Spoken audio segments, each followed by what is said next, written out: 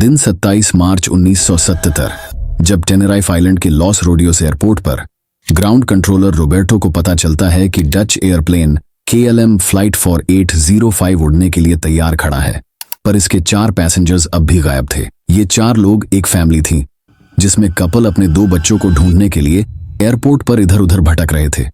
Roberto उन बच्चों को ढूंढ निकालता है और उन्हें उनके माता पिता से मिलाता है। फिर वो उन सबको लेकर तुरंत फ्लाइट की तरफ ले जाता है ताकि उनकी फ्लाइट मिस ना हो। वो लोग उसको थैंक यू कहते हैं और फ्लाइट बोर्ड करते हैं, पर उसे ये नहीं पता था कि वो उस परिवार को उनकी मौत की तरफ ले जा रहा है, जिस बात का मलाल उसे जिंदगी भर रहेगा। तो चलिए शुरू करते हैं आज की एक और सच्ची कहानी।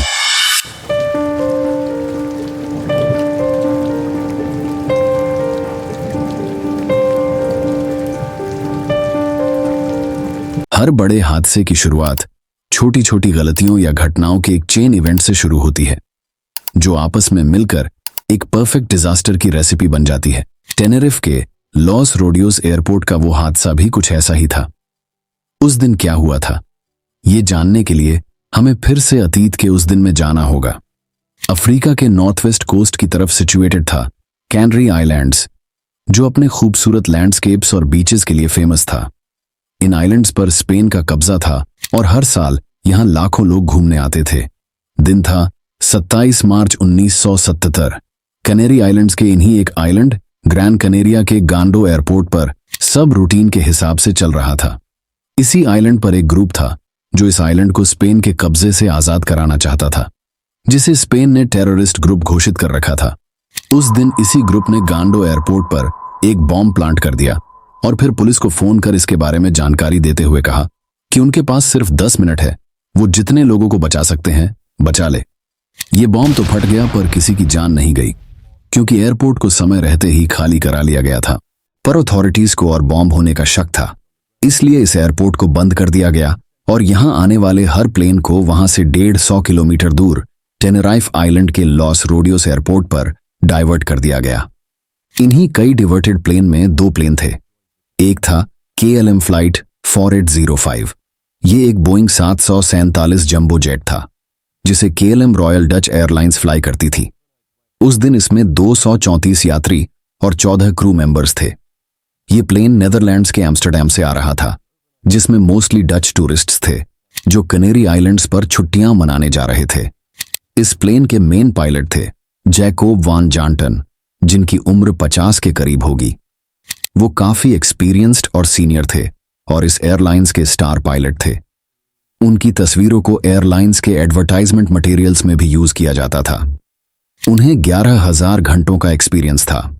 इसके साथ साथ वो बोइंग 747 के हेड ट्रेनिंग इंस्ट्रक्टर भी थे। इसका मतलब ये था कि नए पायलट्स के लाइसेंस को अप्रूव करना उनके हाथ में ही था। इस छोटी सी डिटेल को आप याद रखना, क्योंकि इस हादसे में इसका बहुत बड़ा रोल है। वैन ज़ैंटन के साथ थे फर्स्ट ऑफिसर क्लास म्यूर्स और फ्लाइट इंजीनियर विलियम श्रूडर, यानी कुल मिला के वो सारे ही बहुत ही प्रोफेशनल क्रू मेंबर्स थे। दूसरी तरफ थी पैनम फ्लाइट 1736। ये भी एक बोइंग 747 जंबो जेट था, जिसका वर्जन थोड़ा अलग था। विमान के क्रू मेंबर्स में 56 साल के कैप्टन विक्टर ग्रब्स, 39 साल के फर्स्ट ऑफिसर रॉबर्ट ब्रैग, 46 साल के फ्लाइट इंजीनियर जॉर्ज वॉन्स और 13 फ्लाइट अटेंडेंट शामिल थे। साथ ही 380 यात्री भी थे, जिनमें से ज्यादातर रिटायर्ड हो चुके लोग थे। फ्लाइट क्रू के पास 30,000 घंटे से अधिक का अनुभव था। ये प्लेन अमेरिका के लॉस एंजल्स से आ रहा था। इन दोनों ही प्लेन्स को लॉस रोडियोस एयरपोर्ट पर लैंड करना पड़ा था। ये एयरपोर्ट एक रीजनल एयरपोर्ट था, जहां ज्यादातर डोमेस्टिक फ्लाइट लैंड करती थी। ये काफी छोटा था और इस पर केवल एक रनवे और एक मेन टैक्सीवे था, जो एक दूसरे के पैरेलल चलते थे, और इन्हें जोड़ने के लिए 4 छोटे टैक्सीवे थे। जहां गंडो एयरपोर्ट पर काफी सुविधाएं थीं, इस पर काफी लिमिटेड फैसिलिटीज अवेलेबल थीं। ये इतने सारे प्लेन्स के लैंड करने के लिए नहीं बना था। ऊपर से वो दिन संडे का था। संडे को वहां ज्यादा प्लेन्स नहीं आते थे, इसलिए जॉब पर वहां सिर्फ 2 ही एयर ट्रैफिक कंट्रोलर्स थे, जिन्होंने कभी भी इतने सारे प्लेन्स को हैंडल नहीं किया था। उन दोनों का नाम था मिगुएल और फर्नांडो अस्कुनागा। इन दोनों को इंग्लिश तो आती थी, पर इनके बोलने के लहजे में स्पेनिश एक्सेंट आता था। एक के बाद एक कई प्लेन्स को वहां उतरना पड़ा, जिन्हें वो लोग रनवे के साइड वाली जगह पर एक के पीछे पार्क कराने लगे। अब पायलट्स एंड पैसेंजर्स के पास सिवाय वेट करने के अलावा कोई ऑप्शन नहीं था। पान एम फ्लाइट ऑलरेडी पिछले 13 घंटों का सफर पार कर अपनी मंजिल पर पहुंचने वाली थी, पर अब उन्हें और देर का सामना करना पड़ रहा था, जिससे पैसेंजर्स काफी परेशान थे। इससे बुरा हाल KLM फ्लाइट के पायलट्स का था। वो लोग भी 7-8 घंटे का सफर करके आ रहे थे। प्लेन्स के पैसेंजर्स को हाथ पैर सीधे करने के लिए नीचे उतार दिया जाता है ताकि वो एयरपोर्ट लाउंज में वेट कर सके। लॉन्ग भी खचाखच भर चुका था।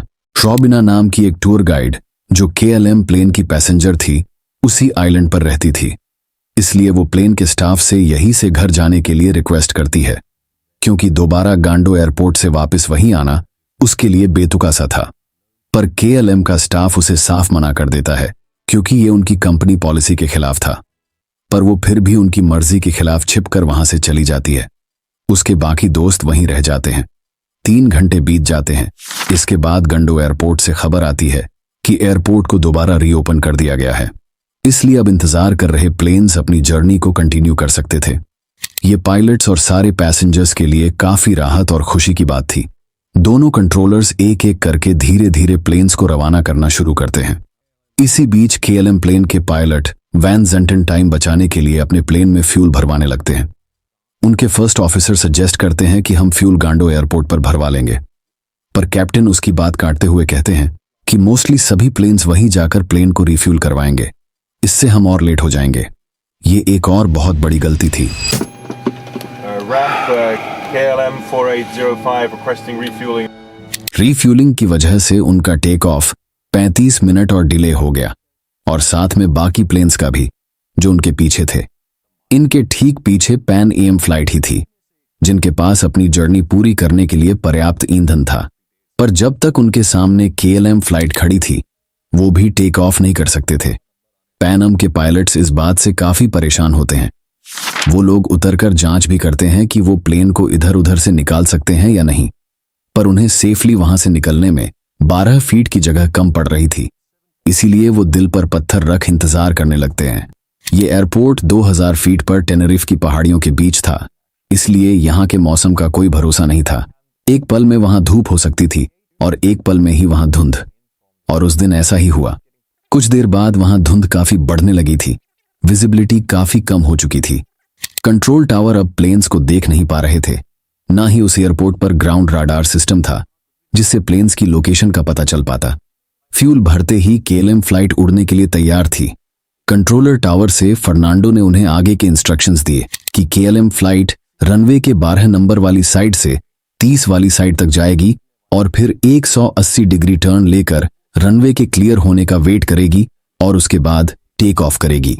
इसके बाद 5:02 पर टावर ने पैन AM फ्लाइट को क्लियरेंस दे दी और इंस्ट्रक्शंस दिए कि वो रनवे पर जाए और 3rd लेफ्ट टैक्सीवे पर मुड़ जाए, जिससे रनवे KLM फ्लाइट के लिए क्लियर हो जाता। ये सुनने में काफी आसान सा लग रहा है, पर आप अगर एयरपोर्ट के मैप को ध्यान से देखें तो ये इंस्ट्रक्शंस काफी पेचीदा थे। रनवे पर सिर्फ 2 ही टैक्सीवे थे जिन पर बोइंग जैसा बड़ा जहाज आसानी से मुड़ सकता था। वो थे टैक्सीवे 1 और 4, क्योंकि उनका एंगल 90 और 45 डिग्री का था, जबकि 3rd एग्जिट पर जहाज को मोड़ना बहुत ही मुश्किल था। इसलिए पायलट कंफ्यूज हो जाते हैं और वो लोग टावर से फिर दोबारा कंफर्म करते हैं कि कहीं उन्होंने 3rd की जगह 1 तो नहीं कहा, जिस पर टावर दोबारा झुंझलाकर कंफर्म करता है कि उन्हें 1, 2, 3 तीसरी निकास पर मुड़ना है। इसके बाद पैन AM फ्लाइट के पायलट धुंध में धीरे धीरे आगे बढ़ते हुए 3rd टैक्सीवे को ढूंढने लग जाते हैं, पर भारी फोग में वो लोग 2nd एग्जिट के बाद 3rd टैक्सीवे को मिस कर देते हैं और आगे बढ़ जाते हैं। इसके बाद कॉकपिट में कंफ्यूजन और बढ़ जाता है। उन्हें शीशों से बाहर कुछ नहीं दिख रहा था और ऐसा लग रहा था मानो वो भटक गए हों। इधर KLM फ्लाइट टावर से कांटेक्ट कर बताती है कि उन्होंने 4थे एग्जिट पार कर लिया है, जिस पर टावर उन्हें 180 डिग्री मुड़कर क्लियरेंस तक टेक ऑफ के लिए रेडी होने के लिए कहता है। पर KLM के पायलट वैन ज़ेंटन को वहां से निकलने की बहुत जल्दी थी। 180 डिग्री टर्न लेते ही वो तुरंत थ्रॉटल को खींच देते हैं और प्लेन आगे बढ़ना शुरू कर देता है। तभी फर्स्ट ऑफिसर क्लास म्यूर्स उन्हें टोक देते हैं कि उन्हें अभी ATC से टेक ऑफ की परमिशन नहीं मिली है। जिस पर वैन ज़ैंटन रिप्लाई देते हैं कि हाँ मुझे पता है, चलो पूछो उनसे। ऐसा कहकर वो इंजन को फिर से आइडल पर लगा देते हैं। इसके बाद वो एटीसी को कंफर्म करते हैं कि वो लोग टेक ऑफ करने के लिए रेडी है, जिस पर एटीसी उन्हें टेक ऑफ करने के बाद जो रूट एंड पैरामीटर्स फॉलो करने थे उनकी जानकारी देती है, पर टेक ऑफ करने की कोई परमिशन नहीं देती। जिस पर फर्स्ट ऑफिसर उनके दिए इंस्ट्रक्शंस दोहराता है और कहता है कि हम टेक ऑफ के लिए रेडी है, जो कि एक नॉन स्टैंडर्ड मैसेज था। इस पर एटीसी उन्हें कहता है कि okay, stand by for take off, मैं आपको फोन करूंगा। इसका मतलब था कि वेट करो, Stand by for takeoff. I will call you. पर कैप्टन इसी को टेक ऑफ की परमिशन मान लेता है। फर्स्ट ऑफिसर दोबारा पूछने की कोशिश करता, उससे पहले वहां से निकलने की जल्दबाजी कर रहे पायलट वैन ज़ैंटन इंजन को स्टार्ट कर देते हैं और कहते हैं कि हम यहां से निकल रहे हैं। We're going. प्लेन आगे बढ़ने लगता है। तब तक पैनम फ्लाइट रनवे पर ही थी और एग्जिट ढूंढ रही थी। केएलएम की रेडियो ट्रांसमिशन सुनकर वो लोग तुरंत एटीसी को इन्फॉर्म करते हैं कि हम अब भी रनवे पर हैं। इस मैसेज के दौरान उन सबको रेडियो इंटरफेरेंस झेलनी पड़ती है, जिनसे ये ना एटीसी को समझ आता है और ना केएलएम के पायलट्स को। एटीसी टावर पैनम फ्लाइट से पूछता है कि क्या उन्होंने रनवे क्लियर कर दिया, जिस पर वो उत्तर देते हैं कि हम रनवे क्लियर करते ही आपको इन्फॉर्म कर देंगे। ये कम्युनिकेशन केएलएम फ्लाइट का क्रू भी सुन रहा था, जिस पर केएलएम का फर्स्ट ऑफिसर क्लास म्यूर्स कैप्टन को फिर से रिमाइंड कराने की कोशिश करते हुए कहता है कि क्या वो अमेरिकन प्लेन रनवे से क्लियर हो चुका, जिस पर कैप्टन चिढ़ते हुए आंसर देता है कि ओह हाँ, पर टेक ऑफ नहीं रोकता। उसका ध्यान सिर्फ वहां से निकलने पर था। अब दोनों प्लेन गहरी फॉग में एक दूसरे के आमने सामने आ रहे थे। एयर ट्रैफिक कंट्रोलर्स को कुछ नहीं दिख रहा था, पर उन्हें लग रहा था कि सब कुछ अंडर कंट्रोल है। केएलएम फ्लाइट सफेद धुंध को चीरती हुई तेजी से उनकी तरफ आई। पैनम फ्लाइट फोर्थ एग्जिट के पास ही थी कि तभी पीएनई के पायलट को वो विशाल जंबो जेट 260 किलोमीटर प्रति घंटे की स्पीड से आता दिखता है। उसके पायलट विक्टर ग्रब्स मौत को सामने देखकर गाली देते हुए चीखता है कि वो आ रहे हैं। वो टक्कर से बचने के लिए तुरंत प्लेन को एग्जिट की तरफ मोड़ देता है। उधर दूसरी तरफ केएलएम फ्लाइट के कैप्टन सामने प्लेन को देखकर घबराहट में तुरंत लिफ्ट ऑफ करने की कोशिश करते हैं।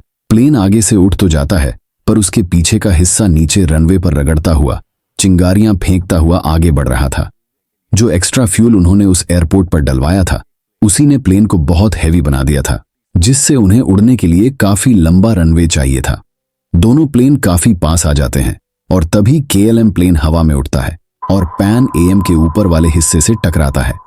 उसके इंजन भी पैनम के कॉकपिट के पीछे वाले हिस्से को फाड़ते हुए हवा में आगे चल जाते हैं।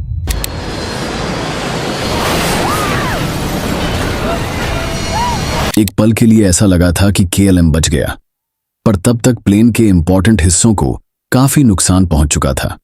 400 मीटर आगे बढ़कर केएलएम प्लेन नीचे जमीन पर आ गिरता है और एक तेज धमाके से प्लेन के चिथड़े उड़ जाते हैं। पैनम प्लेन में भी इंपैक्ट से आग लग गई थी। चारों तरफ लोगों के चीखने की आवाजें जाने लगती है। बहुत से लोग बुरी तरह घायल थे और बहुत से आग में झुलस गए थे। कई लोग तो इतना शॉक में चले गए थे कि वो अपनी सीट्स पर ही बैठे रह गए।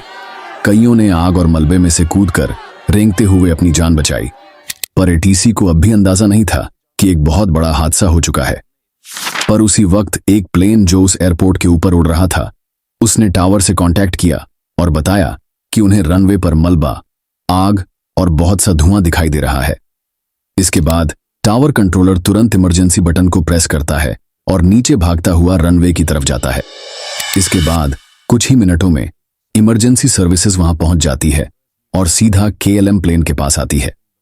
क्योंकि वो स्पेनिश कंट्रोलर फर्नांडो भी वहीं खड़ा था, वो लोग आग बुझाने में लग जाते हैं, पर उन्हें यह नहीं पता था कि उनसे कुछ 100 मीटर दूर धुंध में एक और प्लेन है जिसमें लोग जिंदा हैं और उन्हें मदद की ज्यादा जरूरत है।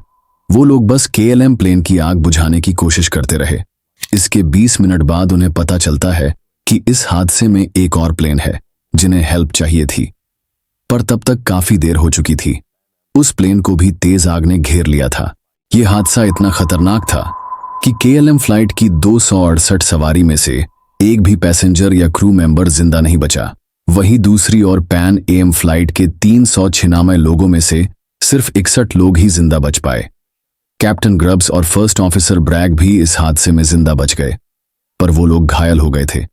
इस प्लेन के मोस्टली पैसेंजर्स बाद में लगी आग से मारे गए, जो बाहर नहीं निकल पाए। जितने भी सर्वाइवर्स थे वो प्लेन की लेफ्ट विंग से बच निकले थे, जो इस हादसे में बिल्कुल वैसी की वैसी बच गई। मैक्सिमम लोगों को टैक्सी से हॉस्पिटल पहुंचाया गया। टोटल 583 लोग मारे गए थे।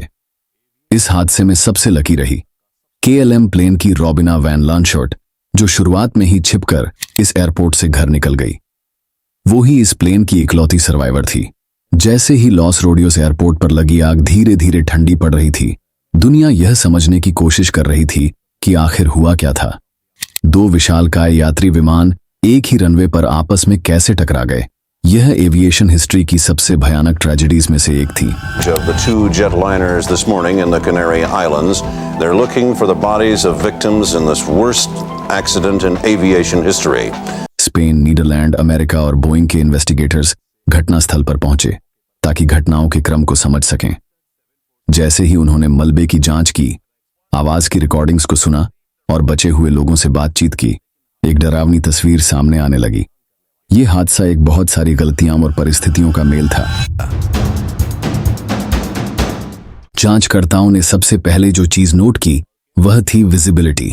लॉस रोडियोस हवाई अड्डे पर सबसे खराब समय पर घने कोहरे ने स्थिति को और भी बदतर बना दिया था। इस कोहरे की वजह से KLM के पायलट्स पैन एम के विमान को आगे नहीं देख पा रहे थे। पैन एम के पायलट्स KLM के विमान को अपनी ओर आते हुए नहीं देख पा रहे थे। एयर ट्रैफिक कंट्रोल को किसी भी विमान की लोकेशन की कोई भी जानकारी नहीं थी। अगर मौसम साफ रहता तो दोनों चालक दल एक दूसरे को समय रहते देख लेते और इस ट्रेजेडी को रोक सकते थे, लेकिन घने कोहरे में वे खतरे को देख पाने में असमर्थ थे और जब तक उन्हें एहसास हुआ तब तक बहुत देर हो चुकी थी। इस हादसे में सबसे बड़ा रोल KLM फ्लाइट के कैप्टन वान ज़ंटेन का था। उन्हें टेक ऑफ करने की परमिशन नहीं थी, फिर भी उन्होंने जल्दबाजी दिखाई। इसका एक बहुत बड़ा रीजन था नेदरलैंड्स का पायलट्स के लिए एक कानून, जिसमें फ्लाइट क्रू को बिना रेस्ट करे मैक्सिमम 9 घंटे तक ही काम करने की परमिशन थी। अगर क्रू इस लिमिट को पार कर जाता तो उन्हें अपनी यात्रा जारी रखने से पहले टेनरिफ में लंबे समय, आमतौर पर 24 घंटे तक रुककर आराम करना पड़ता। कैप्टन वैन ज़ांटेन और उनके क्रू मेंबर को इन नियमों का पूरा एहसास था। टेनरिफ पहुंचने तक वे पहले ही कई घंटों तक ड्यूटी पर थे।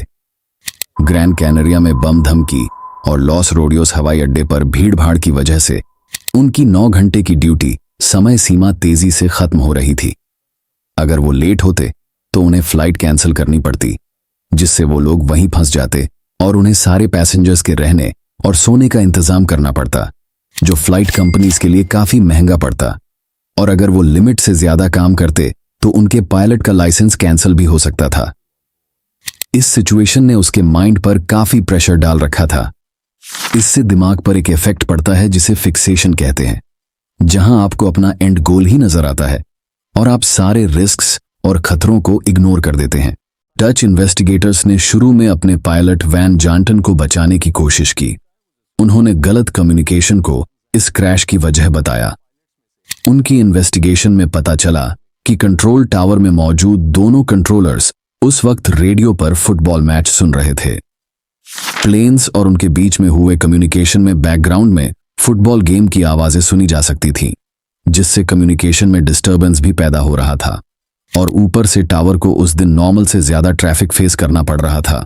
इससे उनके ऊपर काफी प्रेशर था। उन्होंने इसी प्रेशर में उन्हें थर्ड एग्जिट से मुड़ने को कहा होगा, जो कि उस एंगल पर एक जंबो जेट के लिए काफी हार्ड था। इससे हुए कंफ्यूजन से मिसअंडरस्टैंडिंग क्रिएट हुई। इसके बाद कम्युनिकेशन में हुई मिसअंडरस्टैंडिंग ने ताबूत में आखिरी कील का काम किया। KLM के फर्स्ट ऑफिसर ने जब ATC को बताया, हम टेक ऑफ के लिए तैयार हैं और हम ATC क्लियरेंस का इंतजार कर रहे हैं, इसका टावर ने जवाब दिया, आप पापा अल्फा बीकन के लिए क्लियर हैं, जो ATC क्लियरेंस था। ATC का इरादा उन्हें टेक ऑफ के बाद उनके मार्ग के बारे में सूचित करना था, लेकिन इसे टेक ऑफ की परमिशन के रूप में समझ लिया गया। टावर के संदेश का दूसरा हिस्सा था टेक ऑफ क्लियरेंस के लिए स्टैंड बाय, जिसके बाद ओके कहा गया और फिर 2 सेकंड का गैप आया और फिर मैसेज आया, मैं आपको वापस कॉल करूंगा। Okay, stand by for takeoff. I'll call you. Captain Van Zanten ने इसे ही उड़ने की परमिशन मानकर प्लेन को आगे बढ़ा दिया। फर्स्ट ऑफिसर ने उन्हें आगाह भी किया था, पर वान ज़ांटेन बहुत ही सीनियर पोजीशन पर थे और उनके एक्शंस पर डाउट करना बहुत ही मुश्किल था। बुरी किस्मत ने भी इस घटना में अपनी बड़ी अहम भूमिका निभाई। जब पैनम के पायलट्स ने वो ओके शब्द सुना तो उन्होंने तुरंत एटीसी को बताया कि वो लोग अब भी रनवे पर हैं, क्योंकि उन्हें आभास हो गया था कि केएलएम इस ओके को टेक ऑफ की परमिशन समझ सकता है। लेकिन यह संदेश टावर के ओके और मैं आपको वापस कॉल करूंगा के बीच के 2 सेकंड के अंतराल में दब गया। लास्ट मोमेंट पर वैन ज़ांटेन का फ्यूल रिफिल करने के फैसले ने भी इस हादसे में अपनी भूमिका निभाई। ज्यादा तेल लेने की वजह से वो लोग 35 मिनट लेट भी हुए, जिससे और धुंध गहरा गई। इससे प्लेन पर 45 टन एक्स्ट्रा वेट बढ़ गया, जिससे प्लेन को उड़ने के लिए ज्यादा लंबे रनवे की जरूरत पड़ी और दूसरी फ्लाइट को सामने देखकर वो लोग एकदम से टेक ऑफ नहीं कर पाए। क्रैश होते ही इसी एक्स्ट्रा तेल ने भयानक आग को जन्म दिया, जिसने सबको अपनी चपेट में ले लिया। टेनरिफ एयरपोर्ट डिजास्टर सिर्फ एक हादसा नहीं था, बल्कि बहुत सारी गलतियों की एक चेन थी, जिसमें 583 लोगों को अपनी चपेट में ले लिया। इसके बाद एविएशन इंडस्ट्री ने अपने तौर तरीकों में काफी बदलाव लाए। कम्युनिकेशन के लिए एविएशन लैंग्वेज का स्टैंडर्डाइजेशन कर दिया। अब वो लोग we are now at take off या okay, stand by for take off जैसे सेंटेंसेस का यूज नहीं कर सकते थे। पायलट्स को एटीसी द्वारा दिए हर इंस्ट्रक्शंस को वापस रिपीट करके कंफर्म करना पड़ेगा, ताकि कोई भी मिसकम्युनिकेशन ना हो। इसके बाद फर्स्ट ऑफिसर्स एंड दूसरे क्रू मेंबर्स को और ज्यादा अधिकार दे दिए गए। इवन उन्हें एनकरेज किया जाने लगा कि वो लोग कुछ भी गलत या डाउट होने पर कैप्टन को चैलेंज कर सकते हैं। एक सीनियर पायलट पर रिलाय होने की बजाय डिसीजंस टीम एफर्ट्स के बेस पर लिए जाने लगे। एयरपोर्ट पर मौजूद सुविधाएं और बेटर की गई। टेनेरिफ की दुर्घटना इतिहास की सबसे घातक विमान दुर्घटना है, लेकिन इससे प्रेरित हुए बदलावों ने तब से लाखों जानें बचाई हैं। हर बार जब एक पायलट क्लियरेंस को दोहराता है, हर बार जब एक फर्स्ट ऑफिसर सीनियर कैप्टन पर सवाल उठाता है, हर बार जब कोहरे में रनवे की रोशनी चमकती है, ये सभी टेनेरिफ से सीखे गए सबक के सीधे परिणाम हैं। यह एक ऐसी ट्रेजेडी थी जो कभी नहीं होनी चाहिए थी, लेकिन इसकी वजह से आज हवाई यात्रा पहले से कहीं अधिक सुरक्षित है। अंत में एक ही बात कहना चाहूंगा, सबसे बड़े बदलाव सबसे बड़े हादसों के बाद ही आते हैं। आई होप आज की वीडियो आपको अच्छी लगी होगी। ऐसी वीडियोस देखने के लिए एक बार चैनल को जरूर एक्सप्लोर करना और अच्छा लगे तो अपना प्यार बरसना ना भूले। फिर आऊंगा एक और सच्ची घटना के साथ। मैं आपका दोस्त नकाब पोश।